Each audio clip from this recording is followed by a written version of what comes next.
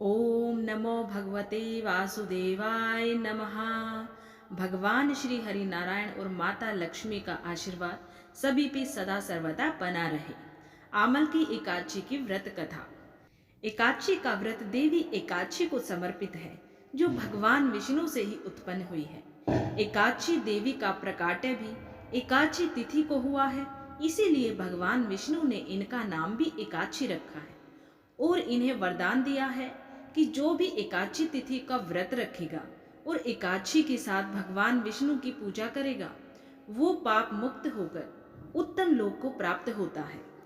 एकादशी व्रत को संपूर्ण श्रद्धा और भक्ति भाव से करना चाहिए। इसे करने से जीवन में सुख, शांति और समृद्धि आती है और भगवान विष्णु की कृपा प्राप्त होती है। पद्म पुराण में बताया गया है कि पांडु पुत्र भीम ने जीवन में कोई भी व्रत नहीं किया था, लेकिन अपने मुक्ति की चिंता होने पर उन्होंने महर्षि वेद व्यास जी से पूछा था कि वह कौन सा एक व्रत करे कि उन्हें भी मुक्ति मिल पाए, क्योंकि वह सभी व्रत रख पाने में असमर्थ है। ऐसे में महर्षि वेद व्यास जी ने उनको एकादशी व्रत की महिमा बताई थी और ज्येष्ठ मास की निर्जला एकादशी का व्रत करने के लिए कहा था। वैसे तो साल में 24 एकादशी का व्रत रखने का विधान है, लेकिन जो लोग 24 एकादशी का व्रत नहीं रख पाते हैं, वो कुछ महत्वपूर्ण एकादशियों का व्रत रखते हैं, जैसे कि देवशयनी एकादशी, देव प्रबोधनी एकादशी, निर्जला एकादशी, मोक्षदा एकादशी और पाप मोचनी एकादशी। साथ ही कुछ लोग एकादशी का व्रत नहीं रख पाने पर इस दिन चावल नहीं खाते हैं, क्योंकि एकादशी व्रत में चावल और चावल से बनी चीजों का सेवन करने की मनाही की गई है। तो चलिए प्रिय श्रोताओं, अब आप सभी सुनिए एकादशी व्रत की कथा। और जो श्री हरि नारायण भगवान के सच्चे भक्त हैं, वो कमेंट बॉक्स में हरि जय श्री हरि नारायण भगवान की लिखना बिल्कुल भी न भूले। आमल की एकादशी की व्रत कथा। युधिष्ठिर भगवान श्री कृष्ण से बोले कि हे भगवान, आपने मुझसे फागुन महीने के कृष्ण पक्ष में आने वाली एकादशी, जिसे विजया एकादशी के नाम से भी जाना जाता है, उसका बहुत ही अच्छे व सरल रूप से वर्णन किया है। अब मैं आपसे विनती करता हूँ कि फागुन माह के शुक्ल पक्ष में आने वाली एकादशी के बारे में मुझे कुछ जानकारी प्रदान करें।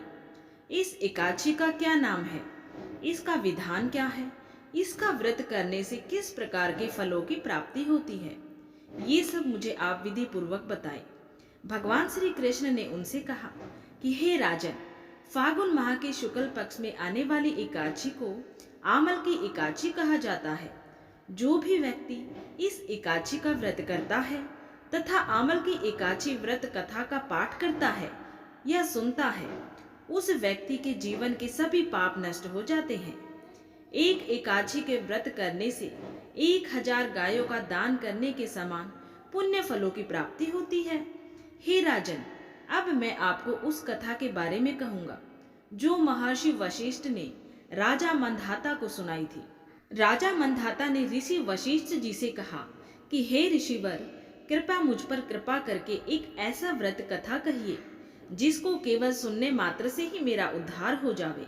इस पर ऋषि वशिष्ठ ने कहा, हे मान्यवर, सभी व्रतों में से सबसे उत्तम तथा अंत में मोक्ष प्रदान करने वाली केवल आमल की एकादशी ही है। ये एकादशी फागुन माह के शुक्ल पक्ष की तिथि को आती है। एक वैदिश नाम का राज्य था। उस राज्य में ब्राह्मण, क्षत्रिय, वैश्य तथा शूद्र चारों वर्णों के लोग बहुत ही आनंद के साथ रहते थे। उस नगरी में हमेशा केवल वेदों की ध्वनि ही सुनाई देती थी तथा पाप, द्वेष आदि उस राज्य में कुछ नहीं था। उस राज्य के शासक का नाम चैत्ररथ था। वह राजा बहुत ही विद्वान तथा धर्मी था। उस राज्य में कोई भी व्यक्ति गरीब या कंजूस नहीं था। वहां की एक बात बहुत ही अद्भुत थी कि उस नगर के संपूर्ण लोग केवल भगवान विष्णु के ही भक्त थे तथा सभी लोग एकादशी तिथि का उपवास करते थे।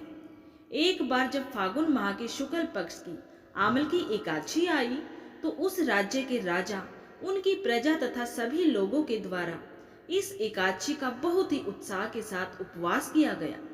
इसके पश्चात राजा अपनी संपूर्ण सेना के साथ मंदिर गए।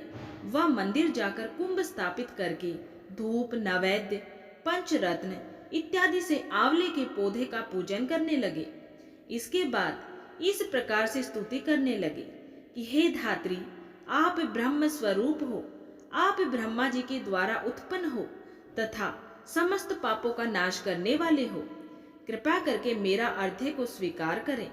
आप भगवान हरि रामचंद्र जी के द्वारा समर्पित हैं।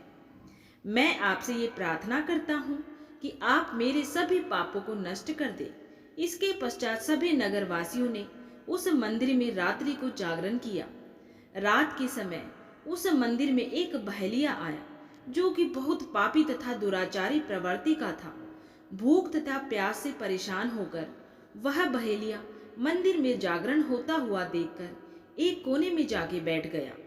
जागरण में वह बहेलिया भगवान श्री विष्णु की आमल की एकादशी के महात्म्य को सुनने लगा। इस प्रकार उसने सभी लोगों की तरह सारी रात जागकर ही बिता दी। सुबह होने के पश्चात जब सभी लोग अपने अपने घर चले गए तो वो बहेलिया भी अपने घर की ओर चला गया। घर पहुंचकर उसने भोजन किया तथा कुछ समय के पश्चात ही उस बहेलिये की मृत्यु हो गई। किंतु आमल की एकादशी का महात्म्य सुनने तथा सारी रात जागरण करने के कारण उसने राजा विदुरथ के घर में जन्म लिया एवं उसका नाम वसुरथ रखा गया। जब वह युवा हुआ तो वह उसकी चतुरंगिनी सेना के साथ तथा धन धान्य से युक्त होकर 10,000 गांवों का पालन पोषण करने लगा। उसका तेज सूर्य के समान था, कांति में वह चंद्रमा के समान, वीरता में भगवान विष्णु की भांति एवं क्षमा में पृथ्वी के समान था। वह बहुत ही धार्मिक, कर्मवीर तथा भगवान श्री विष्णु का बहुत बड़ा भक्त था। वह उसकी प्रजा का समान रूप से भरण पोषण करता था। एक दिन राजा शिकार करने के लिए गया। देव योग के कारण वो अपना मार्ग भटक गया तथा दिशा के बारे में पता न होने के कारण वह एक वृक्ष के नीचे विश्राम करने लगा। कुछ समय के पश्चात उस स्थान पर पहाड़ी मलेच्छ आ गए तथा राजा को अकेला पाकर मारो मारो तेज आवाज में बोलते हुए राजा की ओर दौड़े। मलेच्छ कहने लगे कि ये वही राजा है जिसने हमारे परिवार के सदस्यों का वध किया है तथा उन्हें राज्य से बाहर निकाल दिया। इस कारण इसे निश्चित रूप से मारना चाहिए। उन्होंने राजा को मारने के लिए कई सारे अस्त्र शस्त्र राजा की ओर फेंके, लेकिन उस शस्त्रों से राजा को किसी भी प्रकार की कोई हानि नहीं हुई, बल्कि वह सभी अस्त्र राजा पर फूल बनकर गिरने लगे।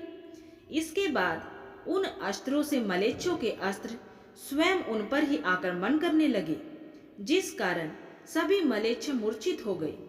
कुछ समय बाद राजा के शरीर से एक बहुत ही सुंदर देवी प्रकट हुई। उन्होंने उन सभी मलेच्छों का वध कर दिया।